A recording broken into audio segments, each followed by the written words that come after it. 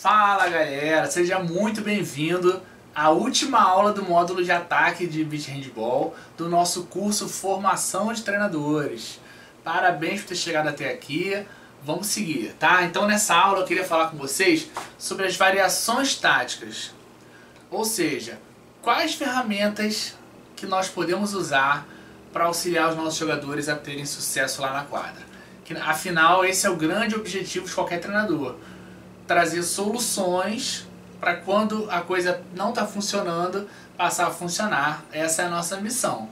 Fechado? Então vamos pensar aqui juntos, tá? Vamos lá. Primeira coisa que você pode fazer, que a gente já falou um pouco lá nas aulas anteriores, que é colocar o especialista na lateral. Mas eu quero que você entenda o seguinte: por que você faria isso? Qual é a razão de fazer? E quais as vantagens que o time vai ter quando isso acontecer? O que vai complicar para a defesa adversária? Então a gente tem que saber o porquê de estar fazendo as coisas. Não é simplesmente, troca aí, vamos ver o que acontece, tá? Não é assim. Quando você faz a escolha por um especialista na lateral, você tem todo um esquema de jogo na cabeça que você deve estar apontando, estar percebendo.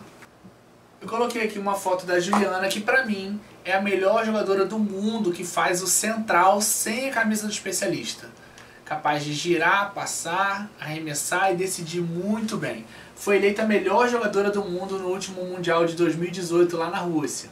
Mas vamos lá, quando você coloca o especialista na lateral, o que você pretende?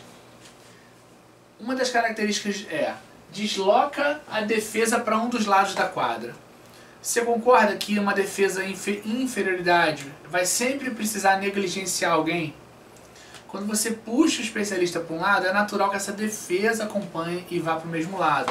Então isso pode ser uma das suas intenções como treinador. Obriga a criar uma nova divisão defensiva. No beat, cada jogador marca um e um pouquinho do outro.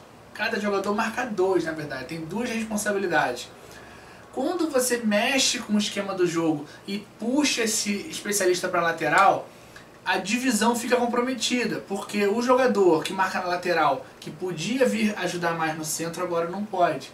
Então a tendência é que a defesa se desloque mais para o lado lateral e mude a relação de divisão entre eles. Isso gera uma confusão, pelo menos por alguns momentos, até esse time se adaptar, e aí pode ser uma estratégia sua também. Se, por um lado, ele desloca a defesa para cá, ele pode fragilizar para lá. Então, se você tem o objetivo de fragilizar um lado da defesa, pode ser que colocar o especialista do outro lado funcione. Central joga mais deslocado do centro. Isso também é uma coisa que você precisa entender. O central, quando está com a camisa de especialista, ele joga praticamente como um central de handball de quadra. Ele fica no meio da quadra, distribuindo o jogo. Ele joga um pouco deslocado, mas não é muito, então ele pode ser considerado bem no centro da quadra. Quando ele está sem a camisa do especialista, quando o gol dele só vale um, ele precisa naturalmente se aproximar, porque caso ele precise fazer um gol, ele vai precisar girar para fazer de dois. E aí ele já precisa saber jogar um pouco mais perto da defesa do que a maneira normal. Beleza? Vamos continuar aqui em pensamentos sobre especialista na lateral. A necessidade de um jogador especialista nessa posição.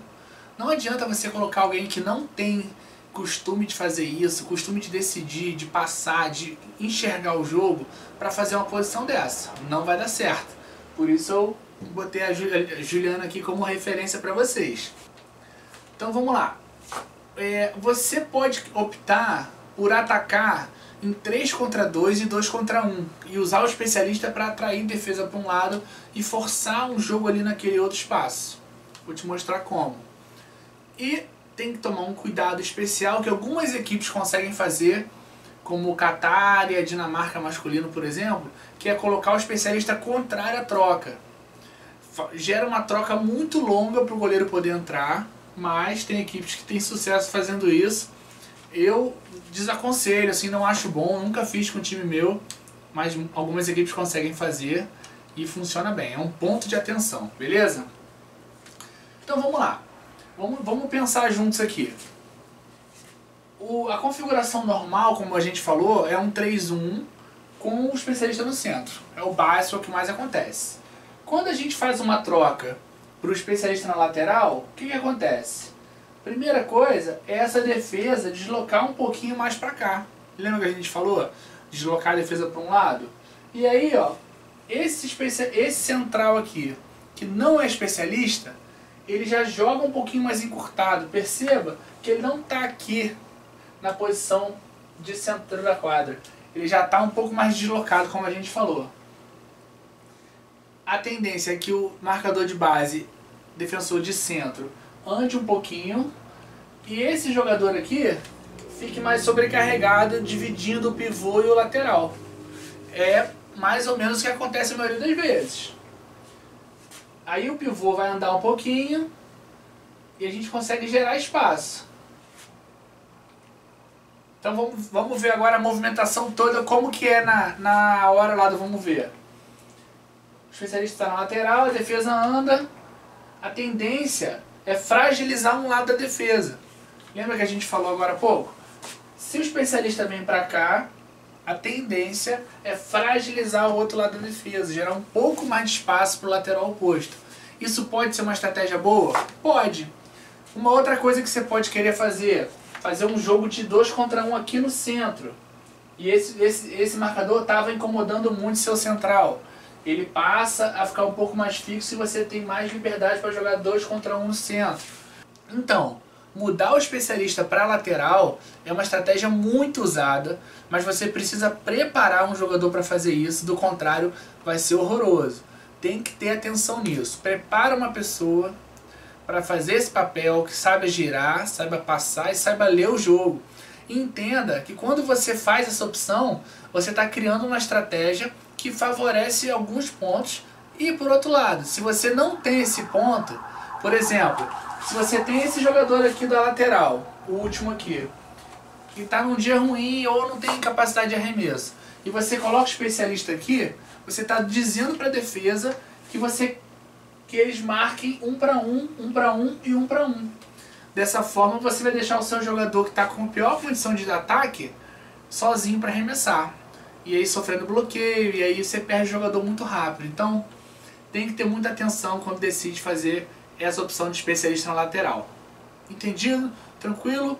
Bom, se você tiver alguma dúvida sobre esse assunto, é só escrever aqui na área de membros, que você sabe que eu vou responder, não tem problema nenhum, tá bom? Vamos ver um pouquinho de vídeo sobre o especialista na lateral. Dá só uma olhada aí e me diz o que vocês acham. O que eu quero que você observe aqui é como o especialista na lateral está puxando a defesa para o seu lado e fragilizando o lado oposto. Repare bem. Olha, a Coringa está lá em cima e aqui embaixo o espaço gerando. E o especialista também, se precisar, precisa infiltrar. Mesma coisa agora, ó. A defesa não fecha nele porque está muito preocupada com o especialista. Acaba gerando possibilidade de girar. Por outro lado, repara como é que o último marcador está no pivô aqui, ó. Se está no pivô, naturalmente vai sobrar o lateral. Tá percebendo? Ó, de novo. Lá em cima tá chamando a atenção. Olha como é que a defesa tá deslocada. E aí olha como é que sobra aqui pro Nailson. Chutar de novo. É realmente bem clara a estratégia que fica. Você pode forçar inclusive um jogo de 2 contra 1 no centro. O Bruno girou de novo, perdeu o gol. O ataque continua no Brasil. E aí a defesa acha que teve sucesso, mas não é verdade. Ó, vai manter. A defesa tá mantendo um espacinho pro Bruno ali girar. Olha o que ele apronta. Então, tem muitas soluções aí. O time do Brasil, um time bom para treinar esse tipo de bola. O que eu quero que você perceba é como que a mudança do especialista para lateral pode mudar drasticamente o jogo. Fechado? Uma outra alteração que você pode fazer, mantendo aquela filosofia que eu te falei, de jogo simples, de atacar nos espaços, é inverter o pivô.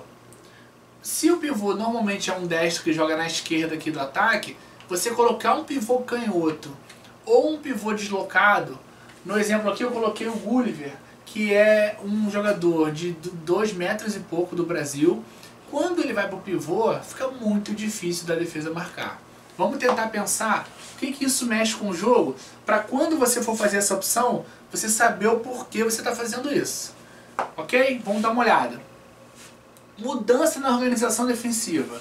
Lembra que eu falei que quando você coloca o especialista na lateral, você muda a distribuição da defesa? Quando você coloca o pivô, é a mesma coisa. Por quê? A pessoa que tem que marcar atrás do pivô, ela está acostumada a marcar sozinha, sem pivô. Isso já muda completamente o jogo.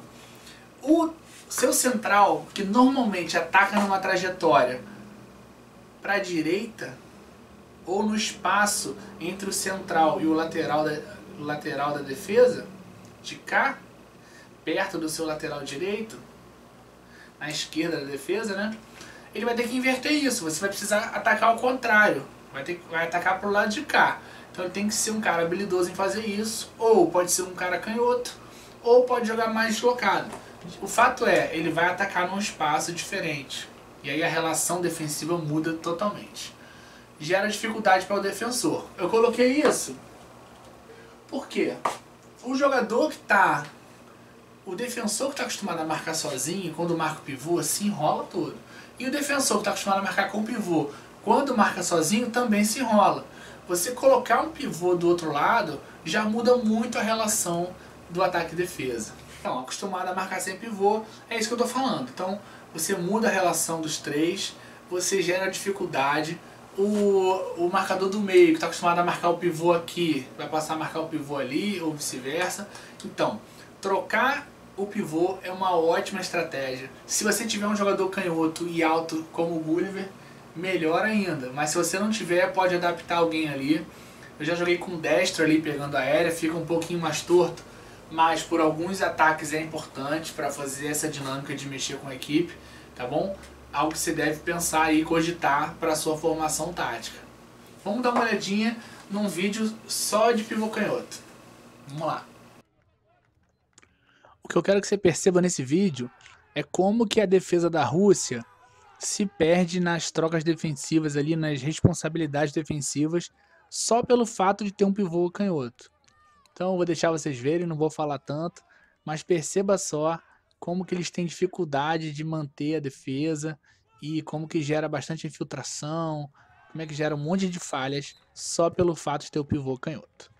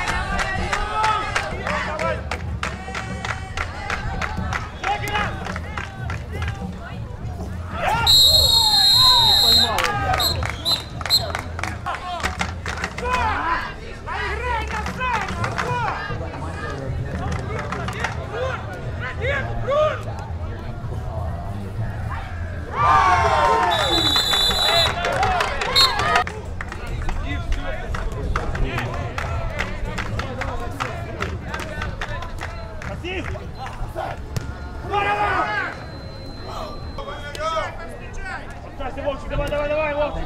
Атака! Сив!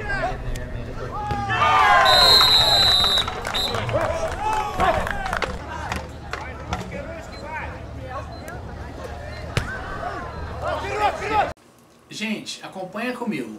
Eu tenho falado que o 3-1 é a formação mais importante, a mais relevante.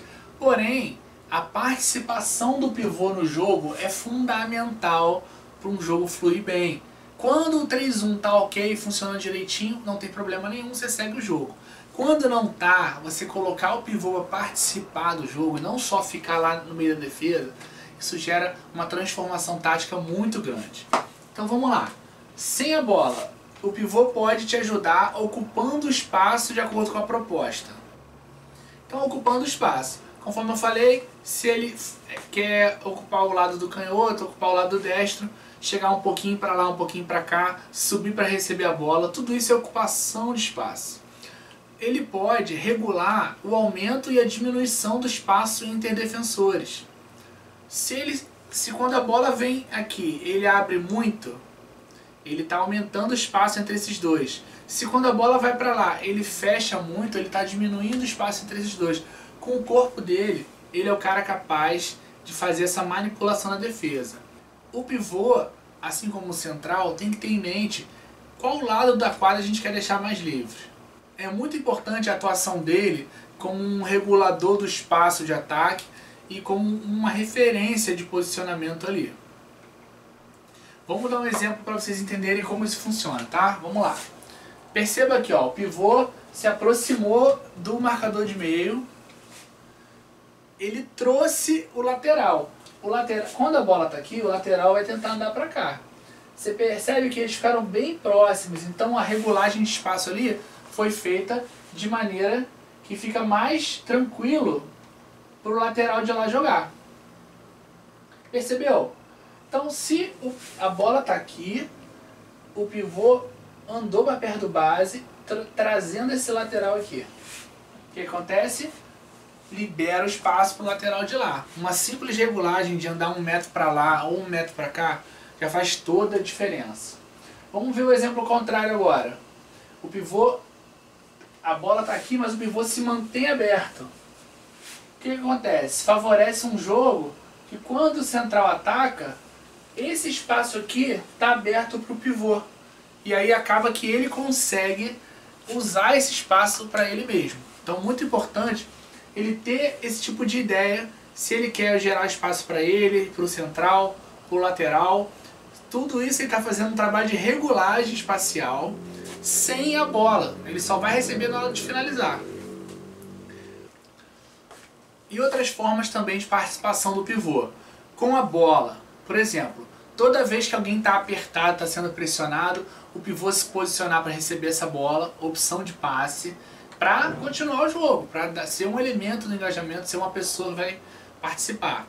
Dar uma resposta e participar do jogo recebendo a bola. Ele pode servir como apoio para o ataque, receber a bola e dar uma sequência, fazer 1-2, que a gente chama, ou seja, receber e devolver rápido. Ele pode ser esse cara de apoio. Ele pode subir para fazer um ataque em formação 4-0, como a gente já viu nos vídeos anteriores. 4 em cima, então esse pivô pode se posicionar em cima para depois cair ou mesmo para ter alguma combinação, e ele pode naturalmente participar de jogadas combinadas, como vocês já viram lá no time da Hungria fazendo essas combinações, e aí o pivô subindo e vindo circular com o resto do time. Vamos dar uma olhadinha no vídeo sobre participação de pivô? Mais uma vez eu vou mostrar aqui o time da Hungria para vocês, porque elas jogam bem diferente do que a gente está acostumado aqui no Brasil, e pode ser uma observação bacana. Esse jogo, Hungria e Vietnã, tem participação do pivô demais. Repara o pivô do Vietnã subindo, também faz uma permuta ali com o central. É bem interessante, bem diferente do que a gente joga no Brasil. Ó, jogada combinada, o pivô participando, subindo e aparecendo em outro espaço. Agora na Hungria, ó, pivô servindo de apoio, fazendo 1-2 e recebeu a aérea, forçaram 2 contra 1 no meio. Então, assim, pode ser muito interessante botar o pivô participar do jogo, dando resposta, opção de passe, aí dando sequência no jogo, gerou a superioridade para cá. É muito, muito útil ter um pivô inteligente. Eu costumo dizer que pivô e central são as duas posições onde você precisa de pessoas muito inteligentes no jogo para poder dar certo.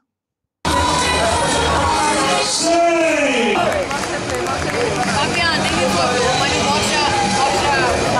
que botar de lado, né? Na posição pra ver. Se ele deu, só tem bola ali.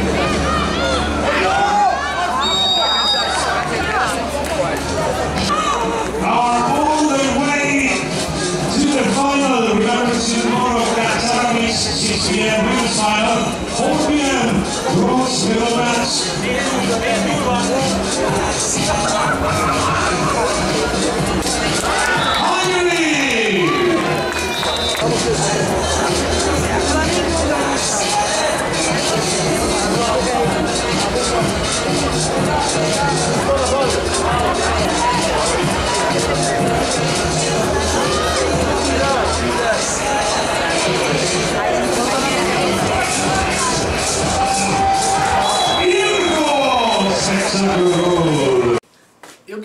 fechar esse módulo dizendo para vocês que o Beach Handball é um jogo extremamente simples. Principalmente no ataque, que a gente já está com a maioria, já tem a superioridade. Então você precisa entender o jogo no detalhe, porque são os detalhes que vão fazer a diferença. Não são grandes mudanças estruturais, mirabolantes, jogadas fenomenais que vão resolver um jogo de ataque. É mudança de detalhe, é um passinho para lá, um passinho para cá, é um posicionamento, é uma corrida sem bola, é sair do centro da quadra, é fixar bem o jogador. São esses detalhes que a gente vem falando durante o módulo que você precisa estudar, compreender e levar para os seus atletas. Tá bom? Ficamos por aqui no módulo de ataque. Te vejo no próximo módulo. Parabéns por ter chegado até aqui. Espero que esteja gostando. Vamos seguir o curso. Tchau, tchau.